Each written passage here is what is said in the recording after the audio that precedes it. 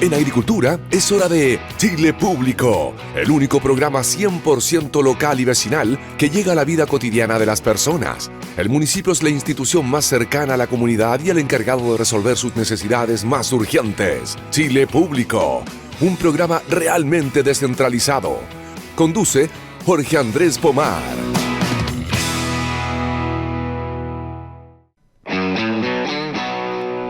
Buenas noches, soy Natalia Aranguis y en reemplazo de Jorge Pomar, quien disfruta de un merecido descanso familiar, les doy la bienvenida a Chile Público. Esta noche vamos a comenzar con nuestro querido panelista, don Gustavo Paulsen, abogado y administrador municipal de la Municipalidad San Ramón, de Amarillo por Chile. Hola Natalia, ¿cómo estamos? Hola Gustavo. Bueno, nos acompaña Gustavo junto a Municipios por Chile, noticias realmente descentralizadas para conversar sobre actualidad política. Gustavo nos proponía, hablábamos fuera de cámara y nos proponía un tema que es bien complicado porque hablábamos que hace 3 años, cuando ocurrió la invasión de Rusia a Ucrania, muchos analistas económicos, analistas políticos y otros que ven la geopolítica, la verdad es que nadie le daba más de un año a este conflicto, pero como decía Gustavo, esto ya cumple 3 años. Entonces, quería saber tu opinión, tu análisis, Gustavo, ¿cómo lo ves? ¿Esperabas esto? Porque yo realmente nunca pensé que este conflicto se iba a alargar tanto. Sí, coincido totalmente, Natalia. Creo que este es un conflicto que se ha alargado mucho más de lo que estimaron, no solamente, como tú señalas, los analistas políticos, sino que también incluso los analistas militares, ¿no? Porque vemos que frente a Ucrania se planteaba una de las 3 o 4 potencias más importantes del mundo en el aspecto estrictamente militar, y parece ser que ese era el plan de Putin, ¿no? Una acción rápida que tuvo incluso una de sus primeras acciones fue el atacar el aeropuerto, ¿no es cierto?, cerca de Minsk, y con eso el objetivo era ocupar rápidamente toda Ucrania. Y se sabe más o menos cuál era el plan. Fue denunciado en ese momento por Europa y por Estados Unidos lo que estaba en los planes de Putin. Afortunadamente para el mundo occidental, para las democracias occidentales, ha habido una resistencia muy importante por Ucrania, que ha hecho una defensa no solamente heroica, sino que también muy astuta, muy audaz, y que ha contado afortunadamente con mucho apoyo internacional, porque se ve que es un país que ha sido agredido por una autocracia, por un país que no tiene un gobierno democrático y que suele utilizar la fuerza y la violencia como un mecanismo de acción en el mundo. Lo que sí sorprende en este 3er aniversario es la actitud que ha tomado el gobierno de Estados Unidos, encabezado por el presidente Trump, que ha dado un giro muy radical a la política que hasta el momento estaba siguiendo Estados Unidos, y con ello ha intentado llevar a parte de sus aliados. Desde luego no ha conseguido, afortunadamente creo, el respaldo de Europa.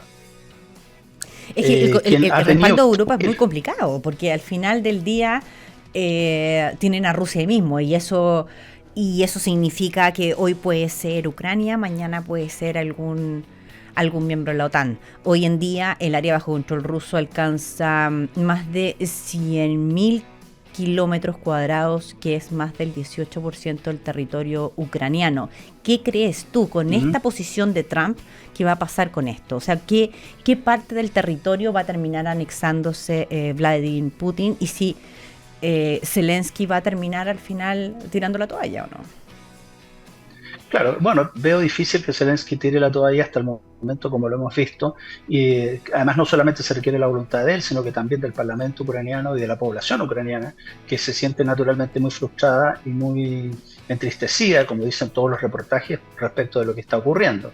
Pero como tú bien señalas, Europa ve en esto un tema de seguridad propia, un tema de seguridad europeo.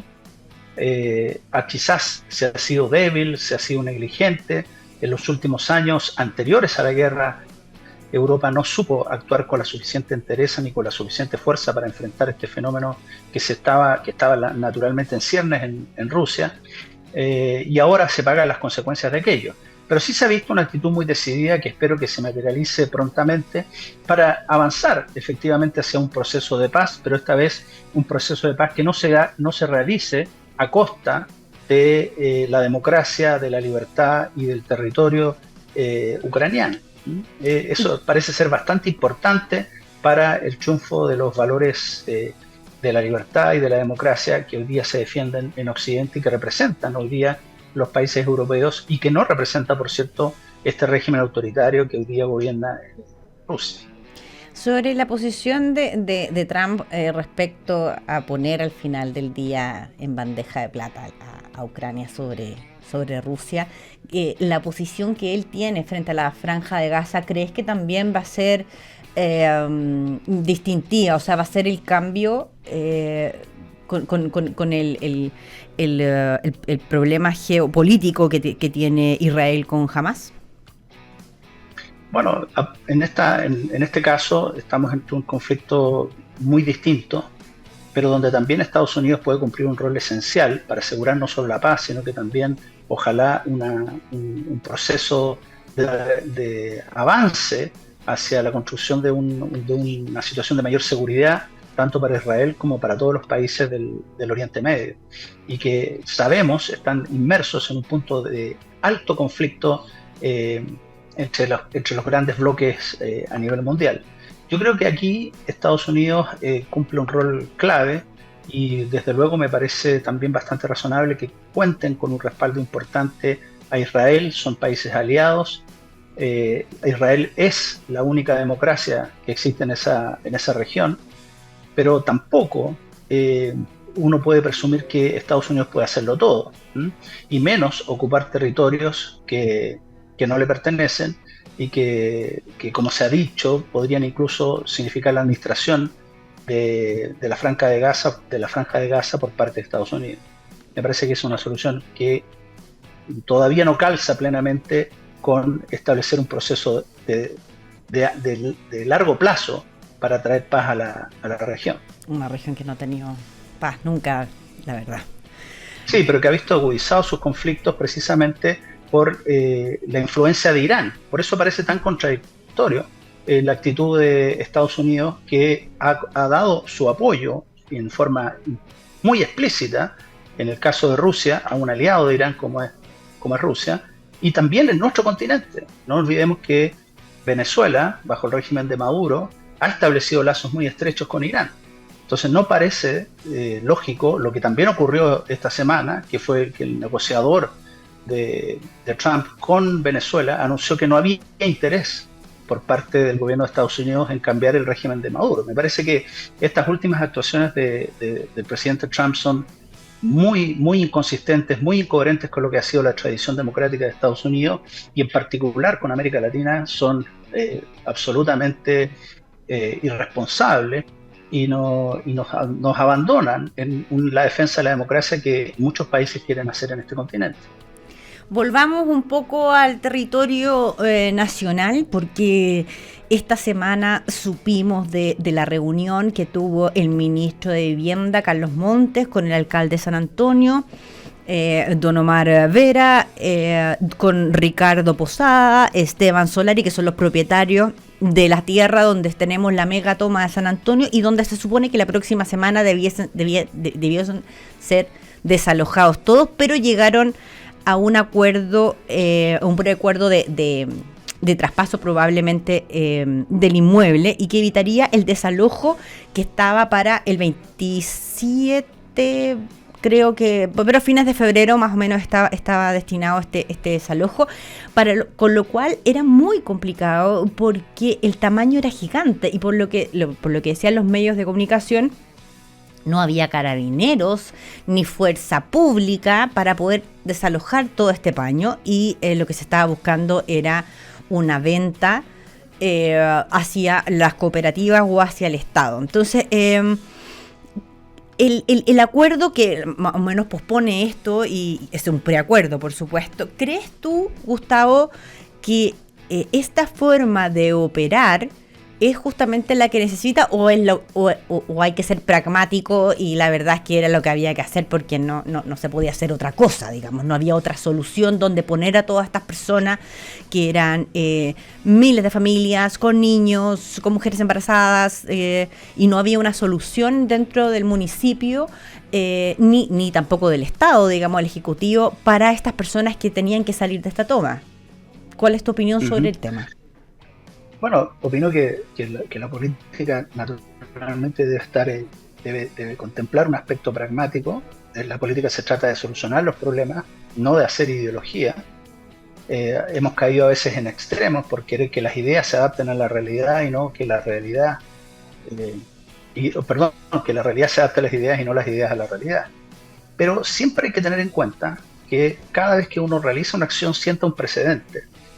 Y esas acciones que uno realiza pueden tener consecuencias. Entonces, ¿cómo conversamos estoy de acuerdo, con esto? ¿Cómo conversa el pragmatismo? Yo estoy de acuerdo con que se busque una solución donde pueda intervenir el Estado como mediador, colaborar con los instrumentos con los que tiene para poder facilitar, digamos, el que se busque una solución. Pero si lo que estamos haciendo es que el Estado, es decir, todos los chilenos, con nuestros impuestos, en definitiva vamos a pagar una usurpación de una propiedad, estamos sentando un precedente que puede ser muy grave, que hasta el momento se ha consolidado no solamente en esta toma, sino que en cientos de tomas. Yo soy de Viña del Mar y he visto cómo en torno a la ciudad se han construido decenas de miles de viviendas, a veces con el amparo de los gobiernos municipales y con el amparo de los propietarios de los terrenos que son tomados, porque saben que tarde o temprano el Estado de una u otra forma va a llegar a solucionar ese problema y a granjearles además un buen negocio a veces a esos propios particulares. Entonces me parece que, yo no conozco los términos exactos de este acuerdo, pero me parece que está bien que se busque una solución, pero no debe ser a costa de la ley, no debe ser a costa del derecho, no debe ser a costa de saltarse la fila, porque hay cientos de miles, si no millones de personas en Chile que hoy día con mucho sacrificio y con mucho esfuerzo están ahorrando para la vivienda, están buscando llegar a los instrumentos que le permitan tener la vivienda propia, y no parece justo que aquellos que, saltándose precisamente el derecho y saltándose precisamente la ley, buscan otros caminos que a veces pueden ser inspirados en una necesidad manifiesta, pero eso no quiere decir que el Estado debe responder de la misma manera a quienes se saltan la fila que a quienes no lo hacen. Tomarse un terreno no es un derecho, es un delito. Y por lo tanto el Estado, que es el garante del respeto a la ley en nuestro país, no puede sino tener una actitud de defensa de ese derecho, que es en último término precisamente aquel que defiende a los más débiles. Aquellos que no tienen la posibilidad de tomarse un terreno, aquellos que ahorran, aquellos que respetan la ley, aquellos que se someten en el fondo al ordenamiento jurídico de nuestro país. Esas personas son aquellas a las que le debemos más respeto y con las que tenemos una mayor responsabilidad. Revisamos la encuesta CADEM, siguiendo aquí en el plano nacional, en la encuesta CADEM de esta semana. Y la verdad es que llama bastante la atención la baja que ha tenido el ministro Mario Marcel, que ha estado en el ojo del huracán, digamos, durante todo el verano, entre la reforma de pensiones, las malas proyecciones de la DIPRES y ahora con el traspaso de dineros desde la Corfo hacia el Ministerio de Hacienda para poder paliar gasto corriente y no para un proyecto en específico. Esta baja en la aprobación del ministro, ¿ves tú que tiene alguna solución o hay algún interruptor que se pueda bajar para poder blindar un poco al ministro o para eso está el ministro, digamos, para recibir estos golpes? Sí, bueno, en la tradición chilena el ministro de Hacienda es prácticamente un intocable, ¿no es cierto? Está siempre un par de peldaños sobre los restos de los ministros y la verdad es que es probablemente el ministerio en que menos cambios hay. Solamente en los últimos gobiernos se ha hecho una cierta práctica en hacer un reemplazo del ministro de Hacienda, pero durante todos los primeros años de la concertación... en el gobierno del presidente Piñera cuando entró Briones. Exacto, y en el gobierno del presidente Bachelet también hubo el cambio, pero con anterioridad a eso era muy raro. El presidente Bachelet fue con escándalo. Sí, efectivamente. Pero bueno, yo creo que aquí lo que pasa es que efectivamente se ha traspasado un límite, ¿ah? Y duele que un ministro de Hacienda que gozaba de un consenso bastante amplio en cuanto a sus capacidades y era una persona respetada por moros y cristianos como un gran economista, haya caído en este desorden, en esta incapacidad de resolver los problemas de Hacienda, en el desorden, en el manejo de los recursos públicos, que yo creo que no puedo sino interpretar, al igual que la mayoría de los chilenos, que aquí lo que hay es simplemente un, una estrategia de dejar de lado la responsabilidad fiscal con tal de financiar no solamente las acciones de gobierno, sino que particularmente los intereses del grupo que hoy día nos gobierna, ¿no es cierto? Ya, pero pensemos un poco, Gustavo, en el contrafactual. O sea, creo que todos coincidimos en que el ministro Mario Marcel ha sido como el arquero de la selección al final del día, porque ha tenido que estar ahí agarrando goles por todos lados y la verdad es que más de algunos se le iba a pasar. No lo sé. El contrafactual es que pudo haber sido mucho peor. O sea, imagínate si que no era el ministro Mario Marcel, que no hubiese estado sentado en Hacienda. Es que él es el responsable. Él es el ministro de Hacienda, no es otra persona. Pero no es el presidente, es el ministro. No es el presidente, desde luego, pero uno tiene que hacerse cargo de las decisiones que están bajo su ámbito. Y el responsable de esas decisiones es el ministro de Hacienda.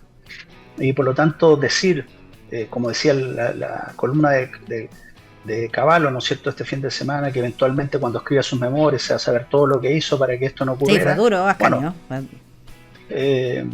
no lo sé, pero la responsabilidad legal la tiene él. Y él es el ministro de Hacienda. Si él cree que se traspasaron, como yo creo y como creo que creen la mayoría de los chilenos, ciertos límites que nunca se debieron haber traspasado, él debió mismo hacerlo presente y si no, abandonar su cargo. En la medida que no lo hace, creo que se hace absolutamente responsable. El ministro Mario Marcel abandona el cargo y te explico cómo se viene abajo el mercado de capitales. O sea, salimos todos arrancando, de verdad. O sea, sería catastrófico.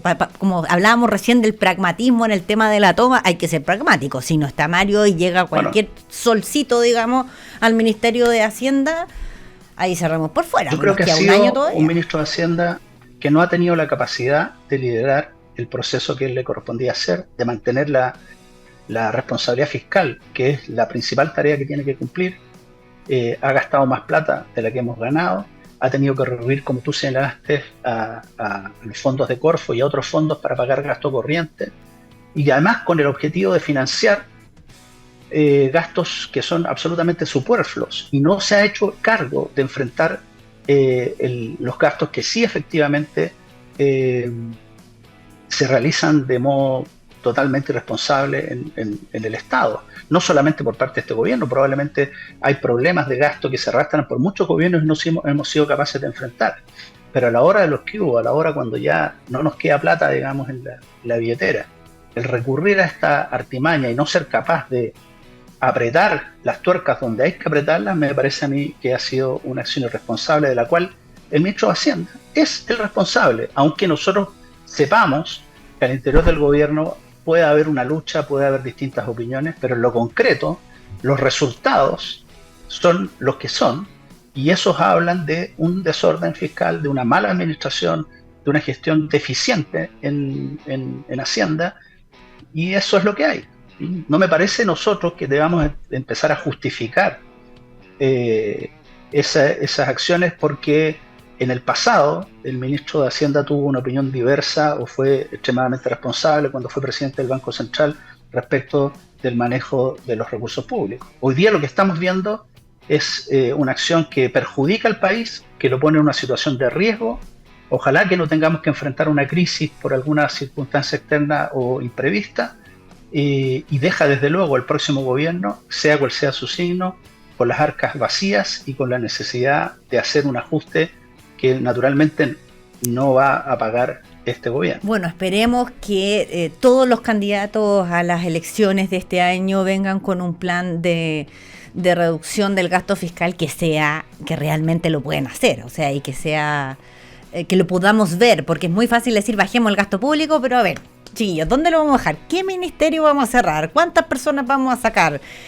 Esperemos que que todos los candidatos puedan venir con esa carpeta debajo del brazo para saber bien por quién vamos a votar.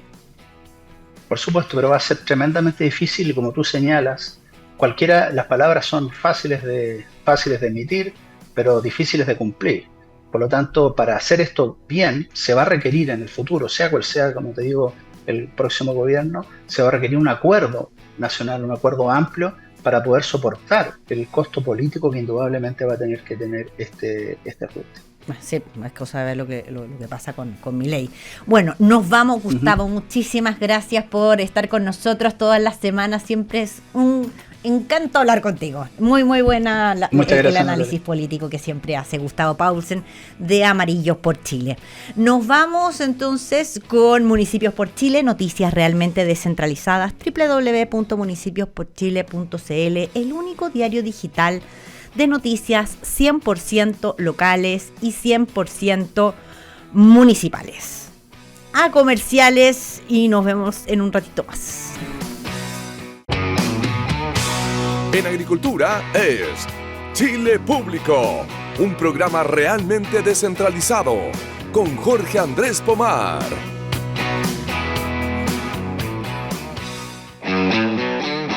Volvemos de comerciales en este segundo bloque de hoy miércoles con Municipios por Chile, noticias realmente descentralizadas.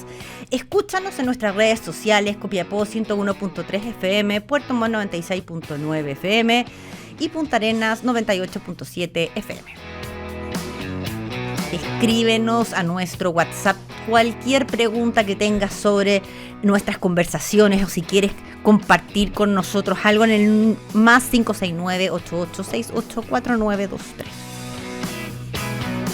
Nos puedes ver y escuchar en www.radioagricultura.cl, en nuestro sitio en YouTube, en el canal 182 de Sapin TV y en el 143 de GTD.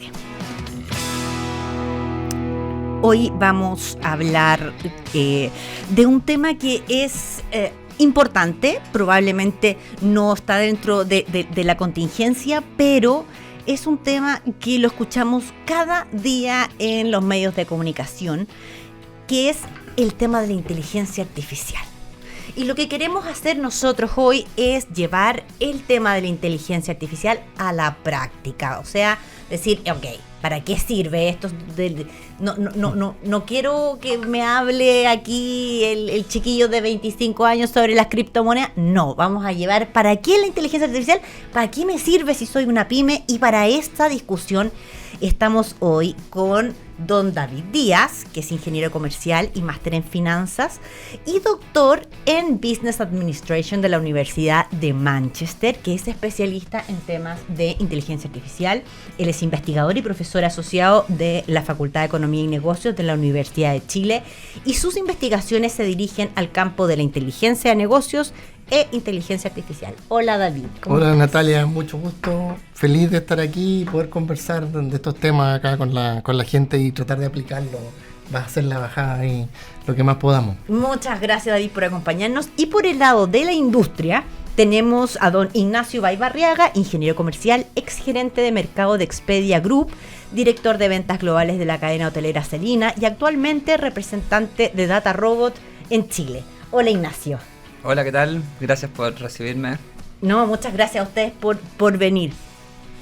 David, cuéntame, por favor, ¿qué entendemos de cómo nos puede ayudar la inteligencia artificial?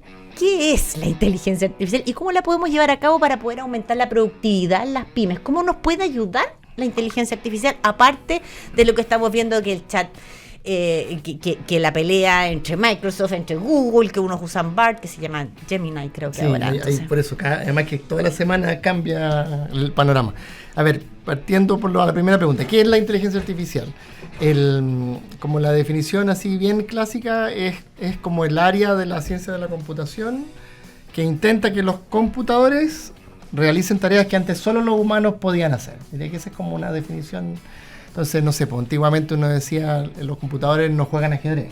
O los hasta que le ganaron a Kasparov. Por eso, claro. los computadores no son capaces de desplazarse autónomamente desde un punto a otro, o no son capaces de reconocer emociones o escribir un texto. Y eso es lo que hemos estado viendo, ¿cierto?, progresivamente durante los últimos, no sé, explosivamente en los últimos 2-3 años, pero progresivamente en los últimos 20 años, esta nueva capacidad, ¿cierto?, de las máquinas, de los computadores, de ir haciendo tareas que antes solo los humanos podíamos hacer, que eran como de nuestra exclusividad. Y lo que está, ¿cierto?, hoy día más de moda, la última como evolución de esta revolución que estamos viviendo, esto que se conoce como la inteligencia artificial generativa, que tiene que ver con la capacidad que tienen ahora estos algoritmos, estos computadores, de generar data que parece que luce, que tiene todas las propiedades como si la hubiese generado un humano. Entonces ahí empiezan a aparecer estos modelos de lenguaje, ¿cierto?, que pueden escribir perfecto, que a lo mejor ahora generan imágenes que generan una imagen muy perfecta, video, audio, etc. Y estamos un poco como viviendo esa etapa en que antes la generación anterior, digamos, de modelos de inteligencia artificial era capaz de predecir con mucha certeza y analizar data, pero ahora no tan solo predice y analiza data, sino que genera data que tiene casi las mismas propiedades que la data original. No sé si querés que haga un ejemplo, pero... Un ejemplo, por favor, lo más... Entonces, por eso, un ejemplo bien aterrizado, yo diría que hoy en día, no sé, pues, esta idea de que yo puedo ir hoy día en la mañana, ¿cierto?, y en mi Outlook, o yo ocupo Gmail, por ejemplo, decirle a Gmail, necesito que me escribas un correo a mi jefe en que le digas ABC, y que esté escrito en un tono, no tengo idea, formal, elegante, enter. Entonces el computador te entiende y te crea un email, un borrador. Y quizás uno puede llegar después, apretar, leerlo, si te gusta, lo manda. Entonces no es tan solo, por ejemplo, yo, no sé, pues hasta 2 años atrás yo le podría haber dicho, lee este correo que me llegó y dime de qué se trata. Entonces ahí estaba analizando datos. Hoy día además le puedo decir, escribe tú el correo. Y viene, que quizás me estoy adelantando un poco en la conversación, como la nueva ola, vamos a empezar a hablar de lo que se conoce como agentes de inteligencia artificial, que ya no tan solo generan data, sino que toman acciones en tu nombre. Entonces ahora, por ejemplo, yo además de decirle escribe el correo, le podría decir mándalo. Ya, entiendo. Entonces pasamos a la acción. Y esto pensando en las pymes, pensando en empresas que venden, por ejemplo, más de 100 millones de pesos al año, ¿ya? Las pymes. ¿Cómo mejoramos la eficiencia? ¿Tiene que ver algo con la toma de decisiones, con el servicio al cliente? ¿Cómo puedo esta inteligencia artificial que nos habla David llevarla a mejorar la productividad, por ejemplo, de una pyme en Chile, Ignacio? Mira, cada proceso que es repetitivo se puede automatizar y se pueden implementar módulos de inteligencia artificial. Si bien antes trabajábamos con modelos que eran de flujos de trabajo, árboles de decisión, ahora la inteligencia artificial, a través de un modelo de agente o un modelo con LLM o modelos predictivos, podemos incorporar un módulo que tome decisiones en base a los datos, ¿ya? Entonces, pienso que... Con un ejemplo, por ejemplo, yo tengo un supermercado, un mini market que es más o menos grande, un mini market chino, ponte tú, que tiene millones de SKU. Eso, sí. El SKU que el tipo de producto. ¿Cómo a mí me podría ayudar, por ejemplo, aplicar una solución de inteligencia artificial en este supermercado? Hay muchos puntos de se puede atacar. De partida te podrían ayudar a predecir, ya un modelo predictivo podría ayudarte a predecir cuánto va a vender en base a la historia, cuánto va a vender el próximo mes. Pues en eso te podría ayudar a hacer tus compras, ¿no es cierto? Con eso un ahorro muy importante. Por otro lado, te podría también un modelo... Podría predecir la demanda que voy a tener, sí, para no quedarme con, qué sé yo, cuestiones para el pelo y comprar más, no sé, cosas de mascota. Obviamente, todo ya. Lo que es predecir se está muy trabajado en los temas de Machine Learning e inteligencia artificial. También, por otro lado, podría reemplazar a tu equipo de atención al cliente si quisieras, ¿no es cierto? Podrías tener un robot que te puede llamar por teléfono y el robot te va a contestar y te va a hacer una venta y tú como consumidor quizás no te vas a dar cuenta que estás hablando con un robot. Pues sí, porque ahora me doy cuenta, yo cuando prendo o sea, contesto el teléfono y sale una máquina, o sea, ni siquiera, o sea, la verdad es que debo reconocer que le corto al tiro, o sea, Sí, ni escucho a la máquina. Sí. Pero tú dices que puede ser que no me dé cuenta de que estoy hablando con una máquina. Seguramente ya has hablado con robots y no te has dado cuenta. Qué Si miedo. la tecnología está avanzando muy rápido. Sí, yo también tengo ahí un par de conocidos que están creando startups que están en eso, o sea, creando no tan solo como el robot que te llama y que tú no te das cuenta, de verdad no te das cuenta que estás hablando con un robot, de ahí te puedo mandar unas grabaciones para que te asuste. Y que además en todo el back office de la por ejemplo, de los call centers. O sea, no es solo la llamada, sino que toda esta idea después de registrar quién te contestó, quién no te contestó, hacer el seguimiento. Todos los KPI de la después te hace el productividad. KPI, el tablero comando. O sea, por eso es como que todas esas actividades que probablemente hubiese tenido un ejército de gente llamando, más todo el ejército de gente analizando, hoy día probablemente con la inteligencia artificial podría reducirlo a una persona, 2 personas. ¿Qué ejemplo nos puedes dar tú, por ejemplo, de la aplicación de esta inteligencia artificial en PYME?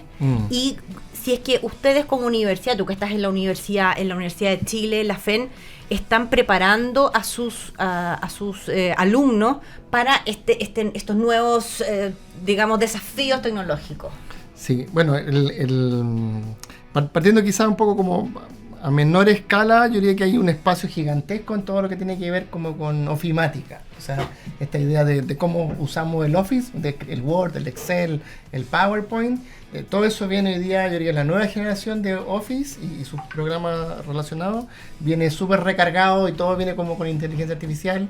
Entonces, poniendo un ejemplo bien concreto, cosas del estilo que ahora yo le voy a decir, necesito que hagas un PowerPoint que hable de, no sé, yo tengo un hijo, ¿cierto, Pedrito? Que hable del cangrejo pelotero y que tenga láminas de no sé qué, tú les das la instrucción y ahora imagínate que el PowerPoint se va a autocrear, ¿cierto? Y te va a crear un PowerPoint maravilloso. Imagínate, y uno con el Icarito ahí recortando. Sí, por eso. Entonces ahí hay un frente que eso ya, imagínate, o sea, sobre todo en las pymes, o sea, que funcionan mucho en Excel, lo mismo, le puedes decir, mira, acá tengo la tabla con todas las ventas, ¿cierto?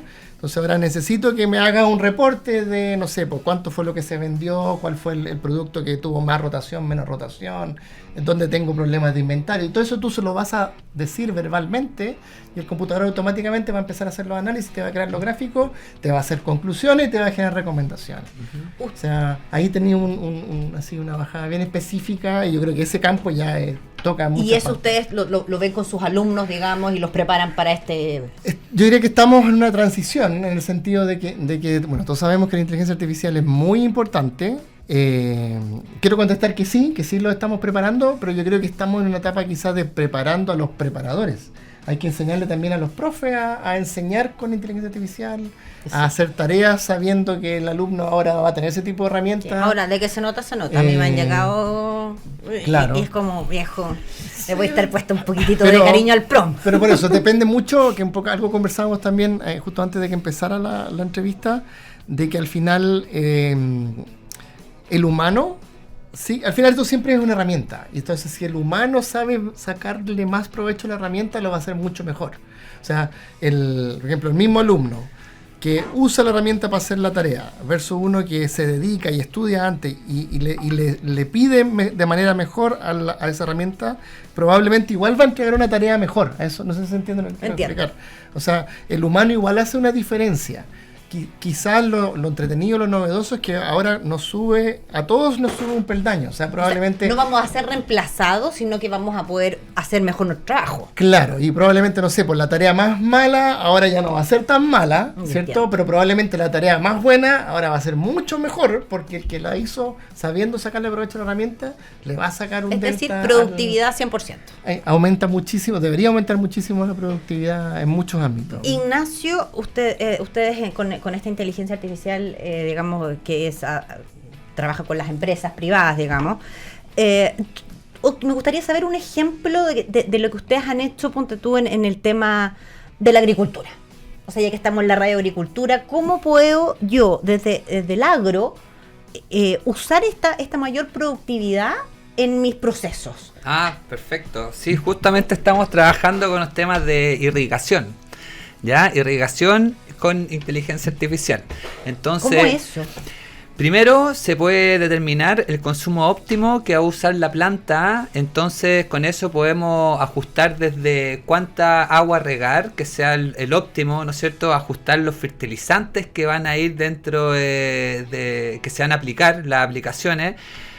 También se puede hacer un estudio de suelo y casi decirle a un LLM cuáles son los minerales que están... Espérate, ¿qué es un LLM? Un modelo de lenguaje. Ya, perfecto. Un modelo de lenguaje, que básicamente el LLM son estos modelos que tú hablas, como un chat GTP, etcétera, que tú les puedes hablar. Pero todo eso detrás hay un modelo de aprendizaje automático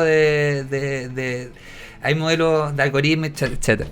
Pero claro, podemos agarrar, por ejemplo, un estudio de suelo y decirle, oye, mira este estudio de suelo. Entonces, ¿qué? Quiero plantar tomate. ¿Qué fertilizantes me hacen falta para que este suelo sea el óptimo? Y, pum, automáticamente me lo va a dar. También puedo decir, oye, mira, ¿cuáles son las fechas o qué días de la semana me conviene más regar? ¿O a qué hora me conviene regar? ¿Ya?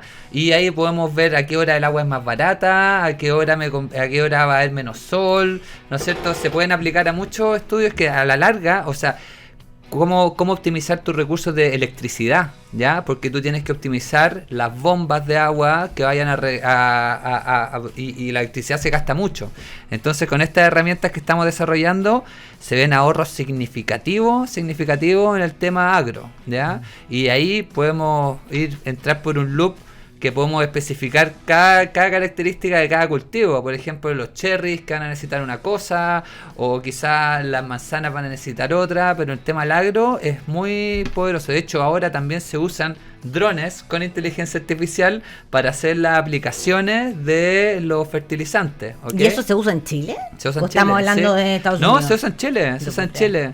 Entonces tú puedes programar el dron, ¿ya?, para que haga aplicaciones certeras usando inteligencia artificial. Y el dron también va a reconocer todo, o sea, el dron va a hacer un mapeo, va a reconocer, va a identificar cuál es la ruta óptima, ¿no es cierto? Va a ir a hacer las descargas, volver, va a ser cargado. Entonces todo eso ya es trabajar con ventaja. ¿Ah? Sí, bueno, con lo mismo que decía David, que empezamos como un panel más arriba. Igual estaba pensando en un tema que dijiste, David, que era de que nuestros hijos, o de hecho nuestros trabajadores hoy en día, pueden decirle a Gemini oye, ¿sabes qué? Tengo que hacer un trabajo, me trabajo con esto, y no tengo que moverme de mi escritorio. ¿Hay algún debate ético que ustedes estén viendo desde la academia con el tema, sobre todo de la generación de trabajo, que es 100% que viene de acá, la generación de imágenes? Yo vi hoy en LinkedIn, de hecho, como un documental era como un comercial que estaba hecho con el rostro de personas, de periodistas importantes, digamos, de la televisión. Existe el debate de cómo usar la imagen. Hay el dilema ético. ¿Se está tratando en la academia? Sí, o sea, a ver, como te decía, yo creo que estamos justo en ese momento en que nadie todavía tiene las respuestas de todo, pero se está discutiendo en el fondo qué y cómo enseñar, digamos, con inteligencia artificial. Yo creo que ese es un poco como el estado del arte. De hecho, justo antes de salir de vacaciones estuvimos conversando con unos profesores de Stanford que nos contaban un poco que ellos están en la misma, o sea, es como, oye, ¿cuáles van a ser las reglas del juego para esta cosa? Y como para ordenar quizás un poco el cuento, yo creo que claramente una cosa que hay que enseñar es, bueno, qué es estos Large Language Models, los LLM, cómo funcionan, cómo sacarles mejor provecho, y ahí toca un poco con lo que tú estabas diciendo, cuáles son sus debilidades, cuáles son sus limitaciones, cuáles son sus características. Y ahí, por ejemplo, déjame detenerme en algo bien específico.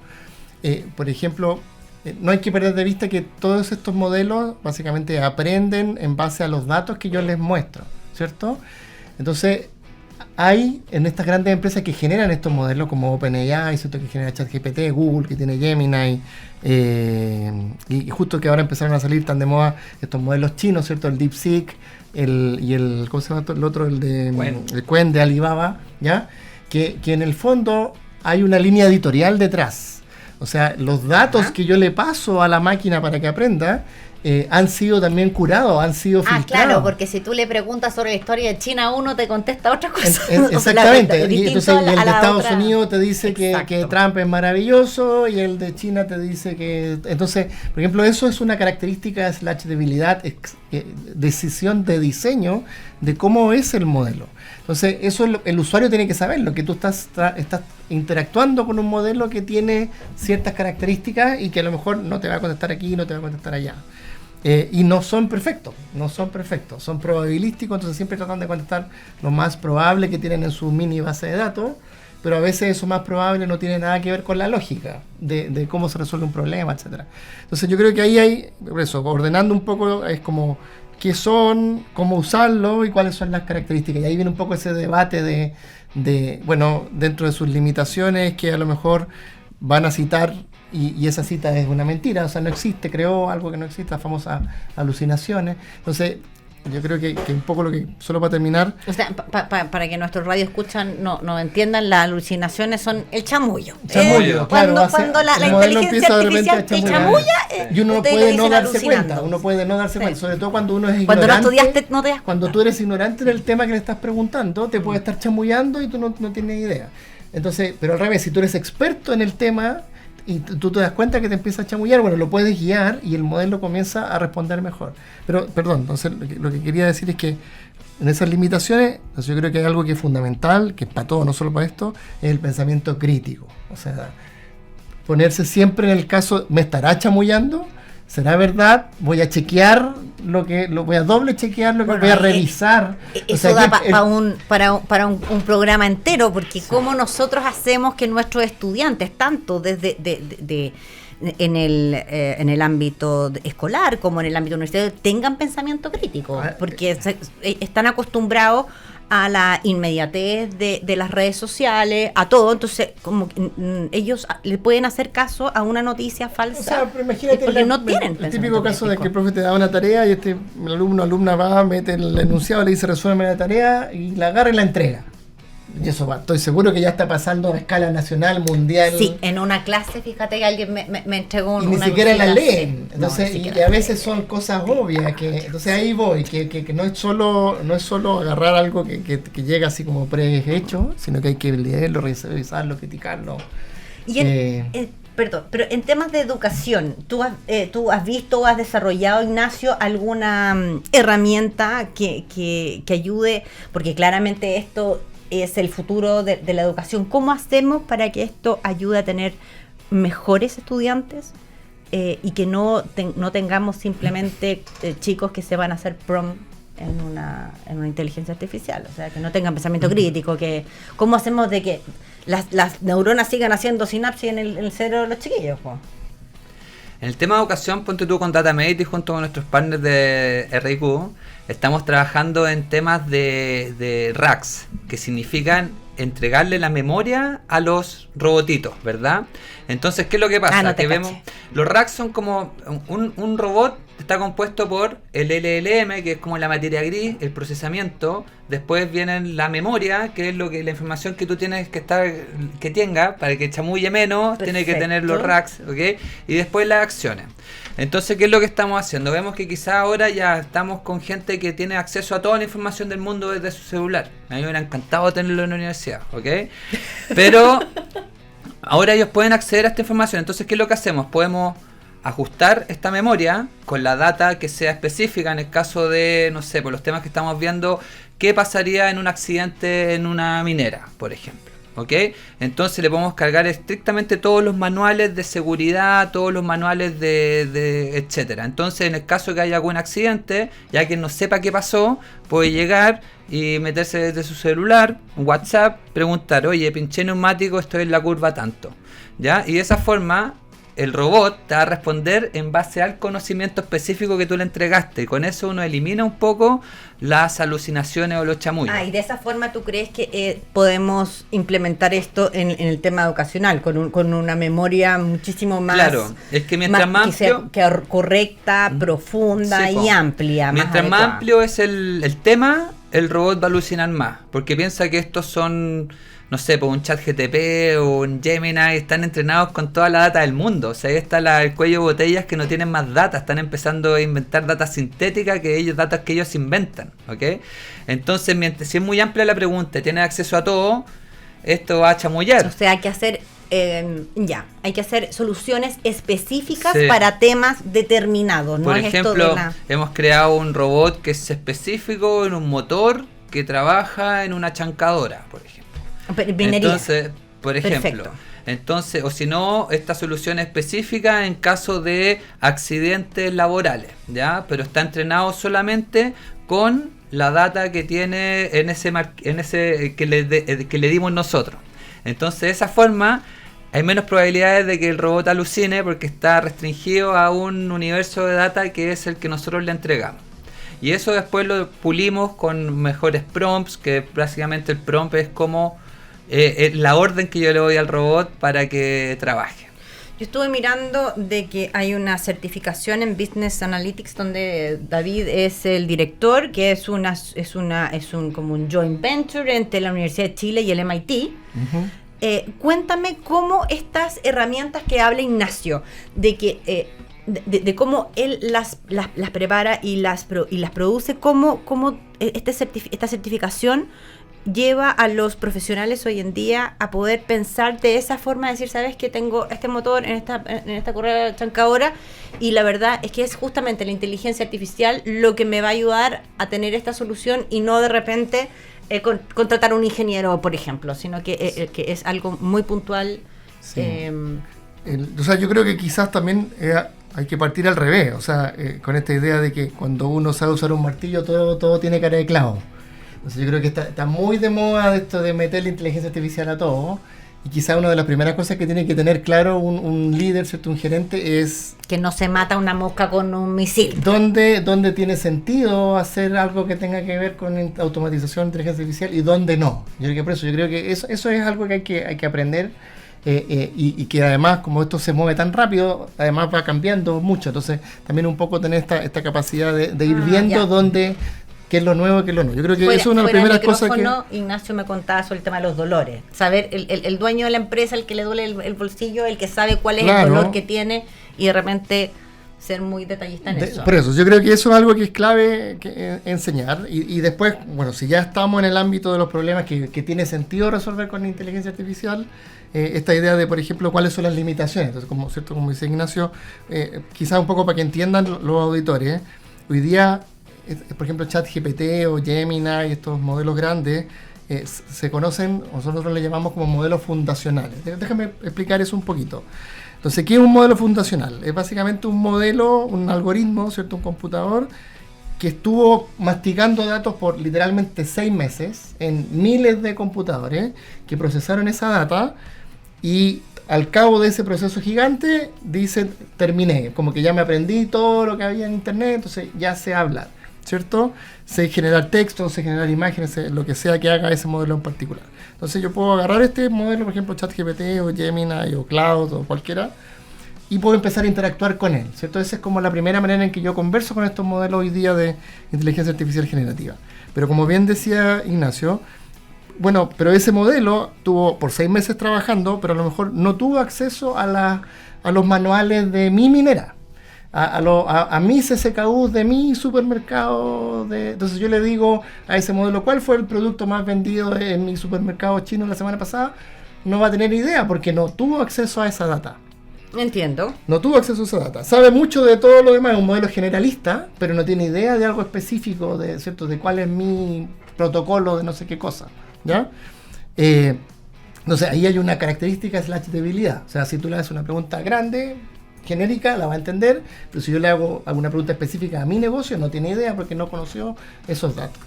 Entonces yo podría, en teoría, tomar el modelo, pasarle mi data y volver a entrenarlo, pero prácticamente nadie tiene el tiempo ni el dinero para estar otros 6 meses más esperando que el modelo ahora se aprenda mi base de datos. Entonces lo que se hace es se crean estos racks, que son estas como bases de datos como auxiliares, por llamarlo de alguna manera, donde yo le digo a este modelo grande, le digo, mira, modelo grande, si alguien te hace una pregunta de este estilo, no conteste con tu memoria general, sino que anda primero a revisar esta base de datos específica que tiene el conocimiento asociado a esta pregunta específica que te van a hacer. Entonces, de esa manera, como que el modelo dice, entonces cuando me pregunten qué tengo que hacer si choco en la curva 47, leo el manual y dice, tiene que llamar al 911. Entonces ahí tú lo acotas, lo llevas, ¿cierto? Lo apuntas hacia dónde tiene que ir, ¿ya? Entiendo. Y eso, bueno, y contestándote un poco con qué tipo de cosas uno tiene que aprender entonces como gerente, como líder, ¿cierto? Como tomador de decisiones, ese tipo de cosas. O sea, cuáles son las características, cuáles son las limitaciones, cuándo tiene sentido tener un modelo con rack, sin rack. Claro, pero lo primero hay que identificar el dolor, como dice y Ignacio. por eso, o sea, ¿cuál es el problema? Porque si no hay problema, ¿para qué vaya a solucionar algo que no existe? Entonces me queda bastante claro que tiene que ser todo específico para un fin, para un dolor en específico, y tenemos que ir a solucionar un problema y no necesariamente con un cañón matar una mosca. Claro. Igual estamos en una época que, así como la revolución industrial automatizó todo lo que era proceso de construcción, de mano de obra y todo, ahora estamos en una revolución industrial pero más digital, ¿no es cierto? Donde toda la cosa que decían de mandar correo o de hacer predicciones de demanda, etcétera, eso ya está. Entonces, para las pymes, para las empresas, sumarse a esta revolución pienso que es vital. ¿Ya? Sí, o por último estar informado, no sé si es que, o sea, quizás va a ser muy, yo sé con mi negocio, vender pan y la cuestión, pero por último tener una noción y ya te va a poner a la ventaja, porque hay mucha gente que ni siquiera está interesada, ¿ya? Entonces ya saber un poquito del tema básico, qué es un LLM, cómo funcionan por detrás, o sea, todos los temas básicos ya es un tremendo plus que, o sea, es como que a cualquier empresa, a cualquier pyme no le va a hacer ningún daño, ¿no es cierto? Simplemente le va a hacer el conocimiento no hace daño. Es un tremendo beneficio estar adelantado, porque así como lo está viendo él, que dice que están entrenando a los profesores cómo dar clases, ¿no es cierto? Imagínate si tú tienes un poco esta motivación de tener un poquito de curiosidad y ver cómo funciona, ya tu negocio va a andar 3 o 4 veces más rápido, porque uno puede acelerar o automatizar un montón de procesos. Perfecto. Oye, es que tenemos que irnos en estos momentos. Oye, demasiado interesante este tema. La verdad es que llevar a terreno, a tierra, el cable a tierra de la inteligencia artificial, sobre todo para el tema de las pymes, creo que es fundamental. Así que quiero agradecerte, David. David Díaz es profesor e investigador de la Universidad de Chile, director del certificado junto con el MIT de la Universidad de Chile de Business Intelligence, doctor, digamos, en Business Administration de la Universidad de Manchester, y Ignacio Ibarrega. Muchas gracias, porque Ignacio nos contó todos los ejemplos que necesitamos para entender este tema. Ingeniero comercial y exgerente de mercado de Expedia Group, exdirector de ventas globales de la cadena hotelera Celina y actualmente representante de Data Robot y Datamate en Chile.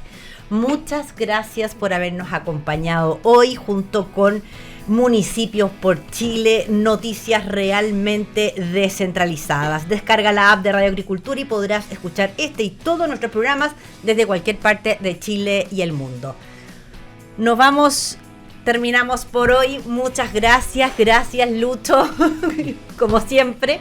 Y Ignacio, David, un gusto haber conversado con ustedes. Muchas gracias, Natalie, por la invitación. Gracias. En Agricultura fue Chile Público, un programa realmente descentralizado. Conducción, Jorge Andrés Pomar.